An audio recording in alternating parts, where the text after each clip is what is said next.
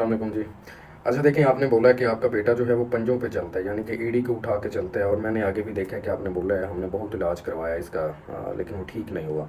देखिए, इसमें बात समझने वाली है कि इसमें कोई मेडिकेशन के रिलेटेड तो इसका इलाज होना भी नहीं है, ठीक है।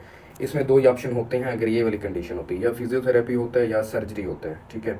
इसमें बेसिकली होता ये है, इसको हम टो वॉकिंग बोलते हैं, और एड़ी के जो बैक वाला पट्टा होता है जिसको हम एचलिस टेंडन बोलते हैं, टी ए शॉर्ट फॉर्म के अंदर कहते हैं, वो पट्टा जो है वो टाइट हो जाता है, शॉर्टनिंग हो जाती है, कह लें सिकुड़ जाता है, जिसकी वजह से बच्चा एड़ी ऐसे उठा के अपने पंजों पे चलता है, ठीक है।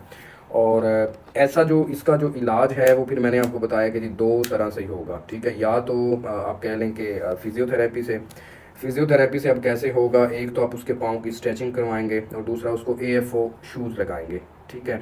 एएफओ शूज़ होते हैं जो घुटने से नीचे तक होते हैं, ठीक है। पहला ऑप्शन तो ये है। और दूसरा फिर ऑप्शन जो है वो, अगर बहुत ज़्यादा पट्टा टाइट हो के आप उसके पाँव को ऐसे ऊपर की तरफ लेके वो ऊपर की तरफ ना आ रहा हो, तो फिर ऑर्थोपेडिक सर्जन जो होते हैं वो उसका जो एड़ी के बैक वाला पट्टा होता है उसको रिलीज़ कर देते हैं थ्रू ऑपरेशन, ठीक है। उससे क्या होता है, बच्चे का पाँव जो है पूरे का पूरा ज़मीन पे लगना शुरू हो जाता है। लेकिन उसके बाद याद रहे, दोबारा से आपको फिजियोथेरेपी की ज़रूरत पड़ेगी और शूज़ की ज़रूरत पड़ेगी।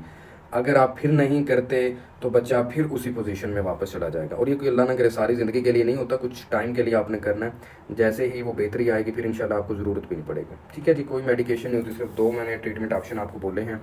मैंने उसको असेस तो नहीं किया, लेकिन ये दो ट्रीटमेंट ऑप्शन है, ठीक है। बजाय इधर उधर भागने के अपने मुतल्लिका डॉक्टर के पास जाएँ। खुदा हाफिज़।